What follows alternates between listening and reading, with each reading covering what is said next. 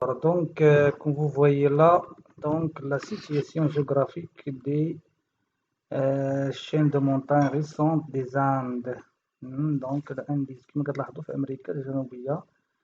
Donc, on va voir les caractéristiques structurales ولا الخاصيات البنيوية والجيوفيزيائية ديال المناطق. كما كتلاحظوا هنايا donc سي l'état ديال بيرو ديال الشيلي donc l'océan Pacifique. Voilà, c'est la chaîne des montagnes. Comme vous voyez, la plus grande sommet, c'est celle de 7021. Et bien sûr, on a donc des volcans, hein, donc réactifs très grands. Vous allez voir, donc ce sont des volcans. Il y a aussi donc des foyers sismiques, des épicentres qu'on voit là, là et là et là. Le long de cette littoral, il y a aussi bien sûr les fossés océaniques, celle de Pérou et celle de Chili qui peut aller jusqu'à 8000 mètres de profondeur. On voit aussi donc l'étude des foyers sismiques au labo Arzilzeria. Donc, il est localisé le long d'une ligne qu'on appelle celle de Benioff. Ça, c'est ce qu'on appelle ligne de Benioff. Alors aussi, on voit donc là donc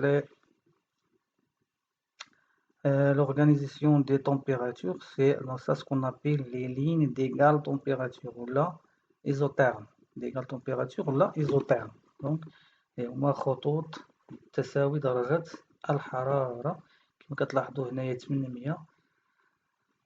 الخط هنا كتلاحظوا كيوصل لهنايا هاد المنطقة ديال لونفويسمون ولا ديال انغراز دونك البلاك اوسيانيك. كنلاحظوا بانه هناك ديفياسيون يعني كاين تشوه ديال المنحنى كما كتلاحظوا بحال كيزيد يدخل، يعني ان درجة الحرارة اللي كانت 800 في هذه النقطة غادي تكون 500 شوية تولي 800. تلاحظوا هنا ناخذ كمثال بالنسبة لهنا 1400 دوغري سيلسيوس. دونك هنا غادي تكون هذه النقطة هذه رجعنا سي 1200 هذه النقطة هذه سي 1000 زدنا شوية غادي نلقاو 800 وهكذا. Donc il y a déviation de lignes d'isotherme. Voilà, ça c'est ce qu'on appelle la sténosphère. Donc ça c'est صفيحة صخرية de croûte terrestre. Et là c'est donc la croûte océanique. Voilà, donc l'étude des roches donc, qui caractérise la région qui caractérise cette région, il est caractérisé par un type de roche qu'on appelle l'andésite. صخرة الأنديزيت هو الشكل ديالها كما كتلاحظوا.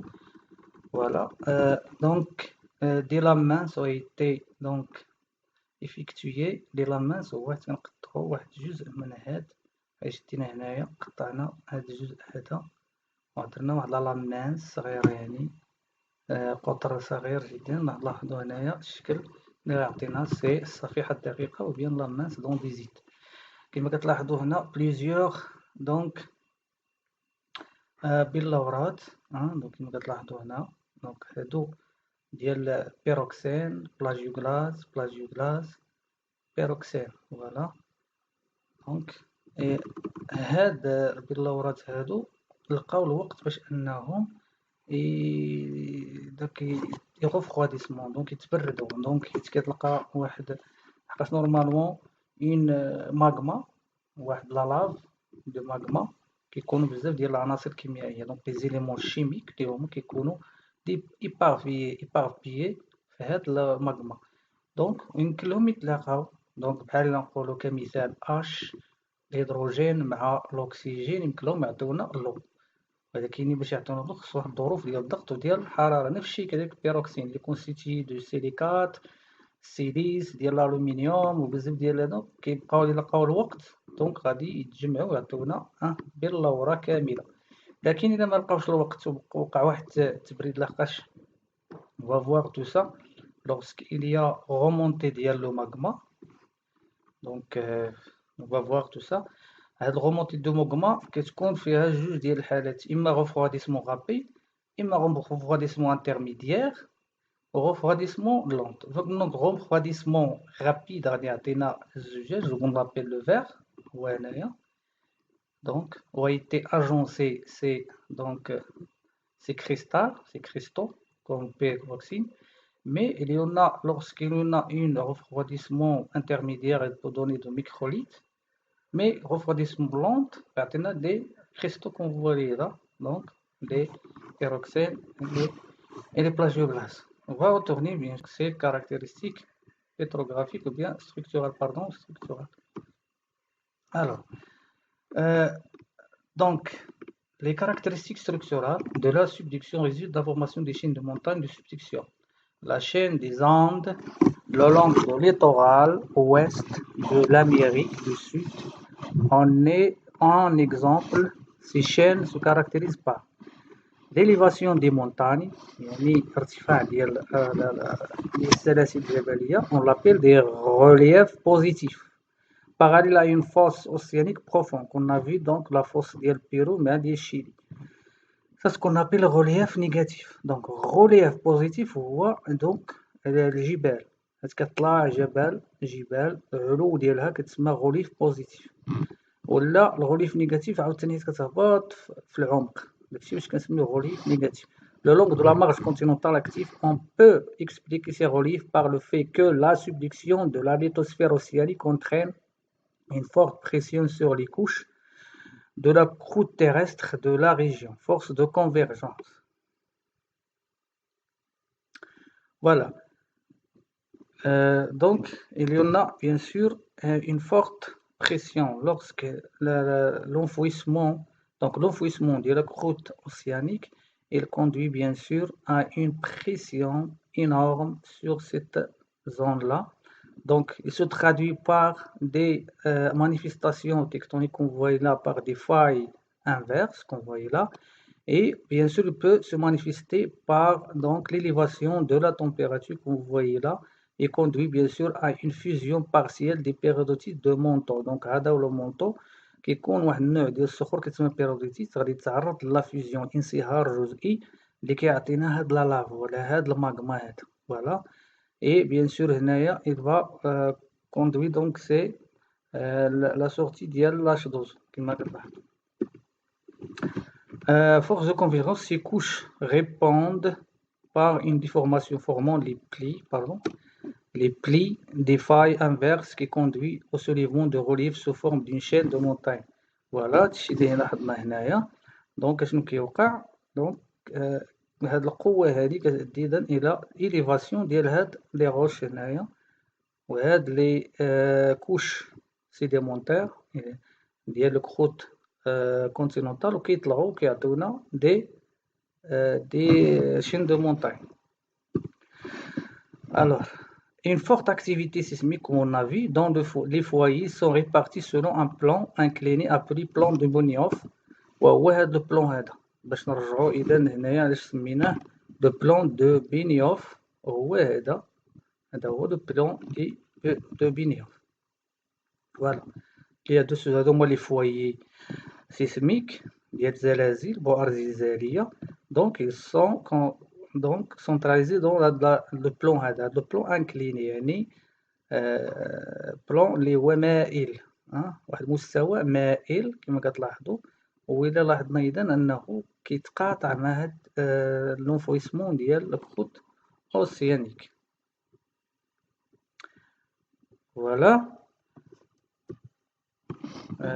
Donc, on l'appelle plan de Benioff, qui traduit le fait que la plaque descendant s'enfonce de façon inclinée sur la plaque chevauchée. Donc, c'est ça. Bien sûr, donc cette pression énorme et augmentation de la température se traduit par une activité volcanique, par bien sûr la fusion partielle de périodicites de manteaux supérieurs. Il y a aussi donc les anomalies thermiques, par un abaissement de lignes et d'isothermes sous la fosse continentale dû au refroidissement de cette zone par la croûte océanique subduite froide. Voilà, c'est ça qu'est-ce qu'on a dit. abaissement هو انخفاض لين دوزيتورم هو خطوط ولا منحنيات تساوي درجة الحرارة إيزو هي تساوي التيرم ديالنا سو لا فوس كونتينونتال وهي الحفرة القارية dû au refroidissement والتبريد de cette zone par la croûte océanique subduite froide et au contraire une élévation de ces isothermes au-dessous de la chaîne volcanique suite au réchauffement de cette zone par le magma chaud montant. Voilà, كما كتلاحظوا هنايا كاين هنا انخفاض ديال درجة الحرارة دونك علاش؟ لأنه كاين هاد الانغراس كيؤدي إذن إلى قوة الاحتكاك كتعطينا ارتفاع درجة لا بريسيون. لكن هنايا هاد لا croûte océanique qui enfonce donc elle est froide donc elle fait dévier bien sûr هاد les lignes d'isotherme. لكن هنا كما تلاحظوا au dessous ديال هاد la zone في كاين الماغما bien sûr il y a élévation de la température due à cette magma. Voilà, donc on va voir la formation d'un prisme d'accrétion par l'empilement des sédiments océaniques entre la fosse et la plaque continentale chevauchante. Ça, ce qu'on appelle le prisme d'accrétion. Donc, le prisme d'accrétion, donc les sédiments océaniques, on a vu dans la première vague. Donc, il y a sédimentation des dépôts océaniques dans l'océan. Lorsqu'il y a enfouissement de la croûte océanique, il va empiler, donc il va déformer ces couches sédimentaires et va former bien sûr un prisme d'accrétion comme vous voyez là. Il va donner bien sûr des failles en horst qu'on appelle. Donc failles en horst sont des failles inverses. Hein? Donc c'est un système de failles inverses. Là, donc ce sont des forces donc divergentes. Donc voilà. On va voir maintenant les caractéristiques pétrographiques rocheuses. Donc, ce qui concerne la roche de l'andésite, comme on a vu. La chaîne de subduction se caractérise par l'abondance d'une roche volcanique nommée andésite, donc en relation avec la zone des Andes, donc d'Amérique latine, et par la présence du peloton et des granitoïdes. Au cours de donc les pelotons, les granitoïdes, c'est en relation avec le magma. Voilà, c'est donc en relation avec le granit, avec les silicates d'alumine. Au cours de l'enfouissement de la lithosphère océanique plus dense sous la lithosphère continentale moins dense, les roches subduites, à la Sokhor Matmoura, subissent une augmentation de la pression et de la température, comme on a vu, ce qui provoque des réactions minéralogiques accompagnées. Donc, il y a تفاعلات donc العناصر كيميائية accompagnée par la libération d'importantes quantités d'eau qui diffusent à travers les roches de manteau supérieur la péridotite. Donc, la péridotite, c'est une roche qui constitue le manteau supérieur. Ainsi se réalisent les conditions de la fusion partielle de la péridotite conduisent à la formation d'un magma qui migre vers la surface. C'est ça ce qu'on a vu là. Donc, il y a augmentation de la pression et de la température conduit à la fusion partielle de la péridotite. La péridotite, c'est une roche qui caractérise le manteau supérieur. Une partie de ce magma cristallise en profond et donne naissance à des pelotons et des granitoïdes et à structure grenue. On va voir ce que ça veut dire la structure grenue après. Et l'autre partie atteint la surface et se refroidit rapidement pour former l'andésite caractérisée par sa structure microlithique où des petits cristaux appelés microlithes sont liés par un verre. Donc c'est ça ce qu'on a vu là. Donc comme vous voyez, c'est ça l'andésite. Donc elle a l'andésite donc qui se forme donc après donc le remontée de magma vers la surface. Donc on voit là, c'est ça. Donc là, comme vous voyez là, il peut donner donc lorsqu'il sort le volcan vers la surface, il donne donc des roches qu'on appelle les andésites. Mais lorsqu'il y a refroidissement au-dessous des couches donc continentales, il va donner des pelotons et des granulioïdes. On va voir un vidéo bien sûr qui peut. La subduction, c'est l'enfoncement de la plaque océanique qui est plus dense et plus fin sous une plaque souvent continentale qui est moins dense et plus légère. L'enfoncement de la plaque lithosphérique s'accompagne d'une activité sismique très importante. Ces phénomènes sismiques représentent les premiers marqueurs de zones de subduction. La convergence lithosphérique. Voilà, donc comme vous voyez, donc c'est l'enfouissement d'une croûte océanique basaltique sous une croûte continentale. Donc il s'accompagne bien sûr d'une activité sismique et une activité volcanique très importante. Comme vous voyez là, elle nous donne bien sûr des remontées diapériques du magma. Il y a aussi un réservoir magmatique, vous voyez là. Lorsqu'il y a sorti donc de cette magma à la surface, il va nous donner bien sûr des andésites. Voilà. Merci. Donc on va voir notre vidéo après.